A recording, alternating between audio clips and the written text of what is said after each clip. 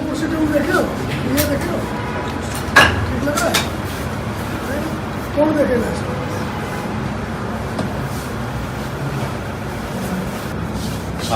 Actually, double cheese is the whole just. मेरे को तो फोन का मतलब देखा सेक्टर 2 कितने बजे आए थे? 12 बजे।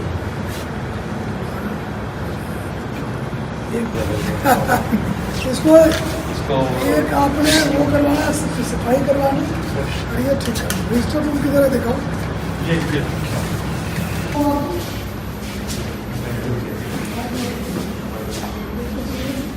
क्या है जासूसी कर रहा हूँ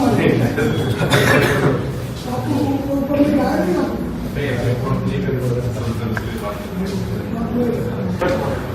जो एयरपोर्ट पर रहता है उसमें अच्छे रखो। ये रजिस्टर रूम में ये क्यों रखा हुआ है? जो हम समझ रहे हैं साइबर क्राइम वो नहीं है। जैसे मैं बोलूँ मैं सादे कपड़े में आया डिजिटल अरेस्ट का मुकदमा दर्ज कराने, किसी ने मुझे लगा भाग जाओ यहाँ से। नीचे जो मुलाजिम मिला कहा ये 2nd फ्लोर पर 24 नंबर कमरे में आयु बैठे। यहाँ आयु मुझे बीड़ी सिगरेट पीता नहीं मिला, वो एक कंप्लेनेंट था उसको हेल्प करता मिला। फिर हमने इनसे बात करी, जो मुझे पहचान गए थे अच्छी बात है, बट इन्होंने बुद्धि की बात करी कि ये दिक्कत ऐसे ऐसे है। जो तंत्र सरकार का है तो साइबर क्राइम विक्टिम के फ्रेंडली है। बिल्कुल सर, है ना? तो वो आज का निष्कर्ष यही है। और 3 चीज पर हम कहीं हम जाते हैं तो 3 दीर्घगामी परिणाम वाले परिवर्तन आने चाहिए। एक तो जैसे कि उसका आईटी एक्ट में कहा डीए कहाँ गए, बैठो डीए साहब। हाँ, ये आईटी एक्ट में ये प्रोविजन है कि अगर बैंक ने ड्यू डिलिजेंस नहीं करा और वो किसी के पैसे का नुकसान हो गया तो बैंक भरेगा, वो कस्टमर का नुकसान नहीं होगा। तो जो भी हम तफ्सीस करेंगे उसमें हम ये देखेंगे बैंक ने ये किया कि नहीं किया, सो दैट कि बैंक को पैसे भरने पड़े। अभी उनके मुलाजिम को अंदर दे दो, उसको निकाल देते, वो किसी और बैंक में जाके फिर चालू हो जाता। लेकिन नहीं, और इसको कोई फायदा हुआ नहीं कस्टमर को, जो भी है कंप्लेनेंट है। एक तो वो मुद्दा हमने तय किया सर।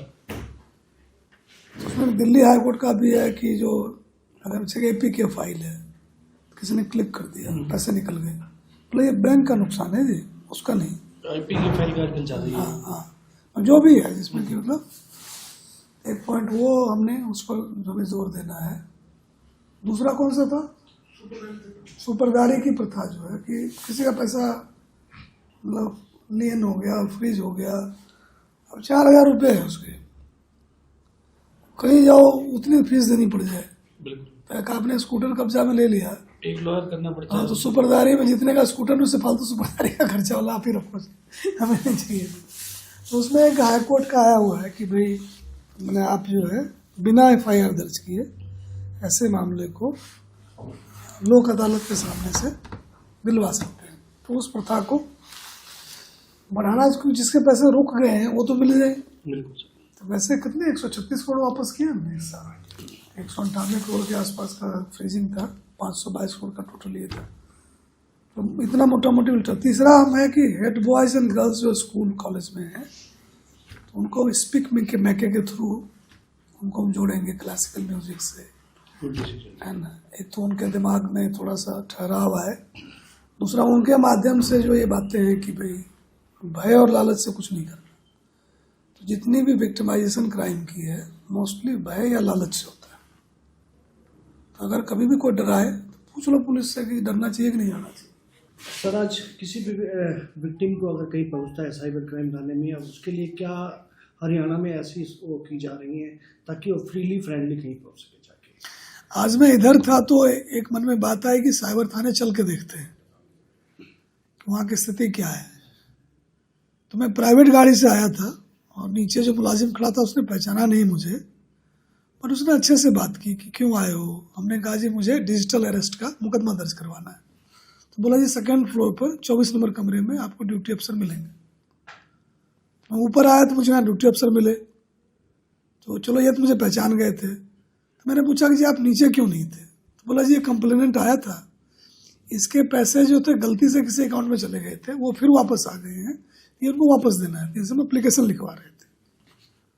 तो मेरा जो अनुभव है कि अगर कोई आपको ठगने की कोशिश करे, पर्टिकुलरली साइबर क्राइम में, तो मुझे लगता है कि अगर साइबर क्राइम थाने में आप जाएंगे तो कोई आपको, जो आप सिनेमा में दिखाते हैं कि वहाँ तो पता नहीं क्या होता है, इतना बढ़िया थाना है, कितने मतलब अच्छे व्यवहार के लोग यहाँ पर हैं, तो आके देखेंगे। वैसे भी आया करें, हम तो मैंने इनको कहा है कि अगर कोई शिकायत नहीं भी दर्ज करना, वैसे ही थाने का विजिट करना चाहते हैं करें, साइबर क्राइम पर चर्चा करना चाहते हैं वो भी करें। तो मेरा ये है कि जैसे ही कोई प्रयास करे साइबर क्राइम में ठगी का या डराए आपको, तो आपने भय और लालच से कुछ नहीं करना है। अगर खुद मन नहीं टिक रहा हो तो पूछ लेते 1930 पर फोन करके, उसको कहते कि देखो जी मुझे इस तरह से कह रहे हैं, आपको क्या लगता है, और उसकी बात पर भरोसा करें। तो ये मुझे लोगों को आपके माध्यम से कहना है। आजकल एपी के फाइल के माध्यम से काफ़ी ज़्यादा लोगों की मतलब दिक्कतें आ रही हैं, उनके पैसे कट जाते हैं, तो कुछ कोर्ट की तरफ से भी आया है, क्या आप लोगों के मैसेज देना चाहिए? उसमें देखो क्लियरिटी है जी कि आईटी एक्ट, जो इंफॉर्मेशन टेक्नोलॉजी एक्ट है, उसमें भी क्लियर प्रावधान है कि अगर बैंक ने ड्यू डिलिजेंस नहीं किया और किसी के पैसे को नुकसान हो गया, तो उसका नुकसान नहीं हुआ, बैंक का हुआ जी। तो हमने बात करी अपने अफसरों से, हमने ये तय किया है कि जितने भी मुकदमे हमारे अंडर इन्वेस्टिगेशन या पहले वाले भी हैं, उसमें हम इस एंगल से जरूर जांच करेंगे कि क्या बैंक ने एक कस्टमर का पैसा ट्रांसफर करते समय ड्यू डिलिजेंस किया कि नहीं किया। अब किसी ने एपीके फाइल भेज दिया, जो एंड्रॉयड पैकेजिंग किट होती है, तो आपने क्लिक किया, आपको तो नहीं पता है, आपने क्लिक कर दिया, पैसे चले गए आपके अकाउंट से। तो बैंक के पास व्यवस्था तो होनी चाहिए कि जब क्लाइंट ने प्रोसेस नहीं किया इनिशिएट, हम क्यों पैसे पे कर रहे हैं। तो अब जो है जी, आज के बाद से तो पक्का ही इसको मान लो कि जो भी साइबर क्राइम का मुकदमा दर्ज होगा, जो भी शिकायत होगी, हम एक लाइन ऑफ इन्वेस्टिगेशन जरूर रखेंगे कि बैंक ने ड्यू डिलिजेंस किया था कि नहीं किया था। अगर नहीं किया था, पैसे वो भरेंगे। यानी बैंक एम्प्लॉय भी अब आपके रडार पे रहेंगे कि वो कितना? बैंक एम्प्लॉय तो देखो 52 को अंदर दे चुके हैं, पुलिस, गुड़गांव पुलिस दे चुकी है। उसमें ना हम लोग, देखो अगर किसी के साथ ज्यादती हो रही है ना, हम किसी का लिहाज नहीं करते। आप कुछ भी रहो, बैंक के मैनेजर रहो, अंग्रेजी आती, हिंदी आती, आप जानो जी। अगर आप क्रिमिनल से साझबाज हो, लोगों को पैसे लुटवाने में लगे हुए हो, हमारे लिए आप क्रिमिनल हो, तो एक्शन ले रहे हैं। But at the same time ये जेल चला गया, पैसे कहीं और चले गए, कंप्लेनेंट को कुछ नहीं मिला ना, उसकी कोई गलती नहीं है। उसने तो बैंक में खाता खोला कि मेरे पैसे यहाँ सेफ है। अब वहाँ कौन उसको क्या कर रहा है, बैंक का काम है देखना उसको। अब जो हमारी प्राथमिकता है कि जो बैंक के लोग कनाइव कर रहे हैं, जो साजबाज है, उनके खिलाफ क्रिमिनल एक्शन तो होएगा। ये जो पैसे उसके हैं कस्टमर के, वो बैंक भरेंगे। हेट स्पीच को लेकर भी हरियाणा पुलिस की तरफ से काफी दिशा निर्देश जारी किए गए हैं, क्या हुआ? तो हेट स्पीच के बारे में किसी और दिन हम लोग बात कर लेंगे। यहाँ हमने 3 बातों पर जोर दिया है। यहाँ जब आए हैं 3 बातों पर जोर दिया हमने। एक तो ये है कि जिनके पैसे मिल गए, फ्रीज हो गए हैं, लियन हो गए हैं, तो पैसे उनके अकाउंट में जल्दी से जल्दी जाना चाहिए। तो छोटे अमाउंट के बारे में ये जो है, हाई कोर्ट के एक ऑर्डर भी आए हुए हैं कि हम बिना मुकदमा दर्ज किए और जो आपका जो सुपरदारी, हाँ, सुपरदारी पर जो क्या उसको बोलते हैं हम लोग, जो नहीं, अभी तो इतनी बार तुम जिक्र कर चुके हैं। नहीं, जो लोक अदालत लगता है, लोकायुक्त तो अलग हो गया। हाँ, इसको यहाँ से काट देना आप लोग, है ना। तो उसको दोबारा क्या उसको बोलते हो, जो नहीं, लोक अदालत बोलते हैं उसको। हाँ, तो इसको अपना एडिट आप कर लेना। हमारा कि ये जो पहला फैसला तो ये था कि जी हम तफ्सीस में जो ड्यू डिलिजेंस बैंक नहीं करे तो उसके मुलाजिम के खिलाफ जो एक्शन बनता है उसको लेंगे, पैसों की लायबिलिटी बैंक पर डालेंगे, जिससे कि कस्टमर का कोई नुकसान नहीं हो। दूसरा कि एक बार पैसे लियन हो गए, फ्रीज हो गए, तो क्या होता है कि एक अकाउंट के ऊपर कई लोग लियन लगाए बैठे होते, कई बैंक। क्योंकि उसने कईयों को ठगा होता है।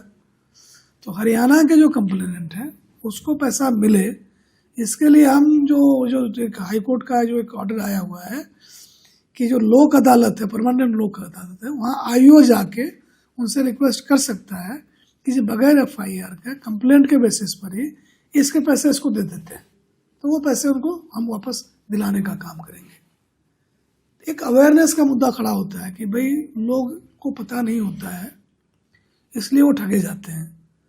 मेरा इसमें यह कहना है कि लोग लालच और भय से ठगे जाते हैं, जानकारी तो सबको है।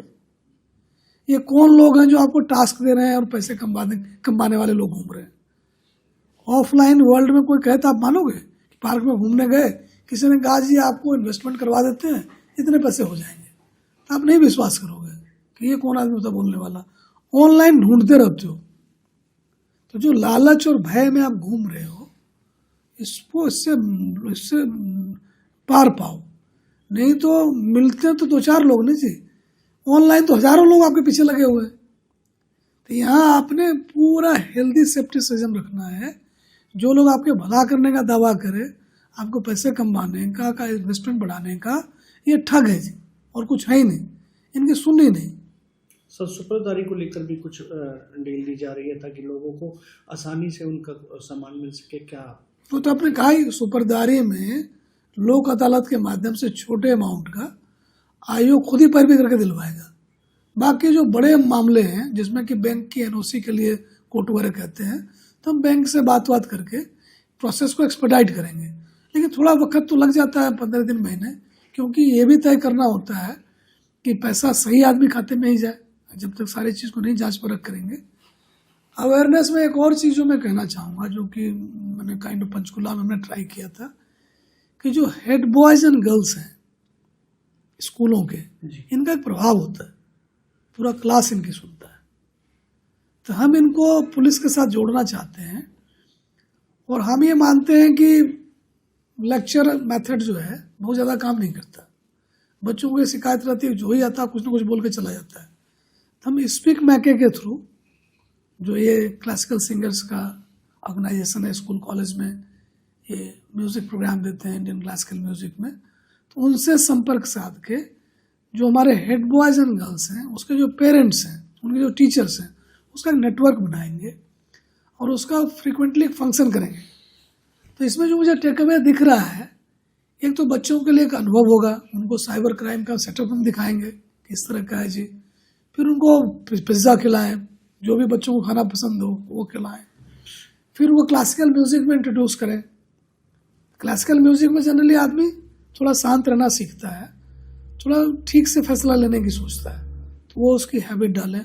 और उसी में ये जोड़ें कि देखो जी, अब लालच और भय से दूर रहो, जितना भी नाश होना है ना, इसी के रास्ते हो, मेहनत करो, उससे जो मिलता है उससे तसल्ली करो।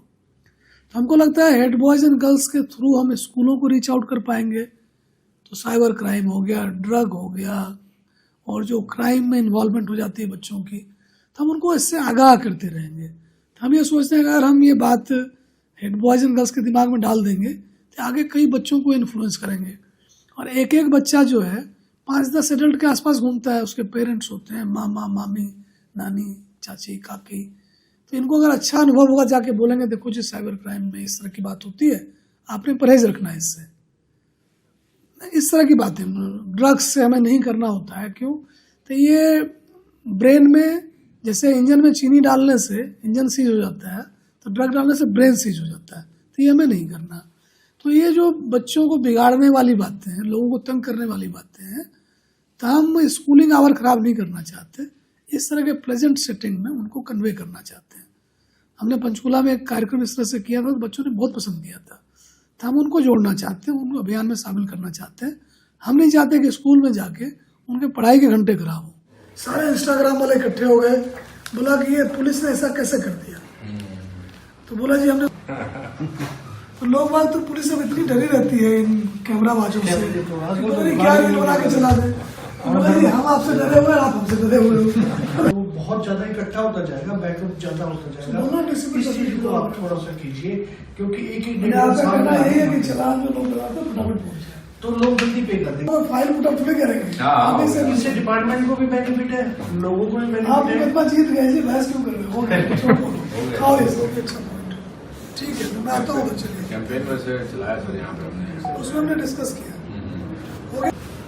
कैंपेन के लिए तो अपना प्रियांशु ही नोडल अफसर है सर। नहीं मैं जो डिस्कस करूँ बता। सर सर हो गया, थैंक यू। मैं आता हूँ, ड्रामा नहीं करना चाहिए, काम ठीक से कर लो, ये अल्टीमेट रिस्पेक्ट।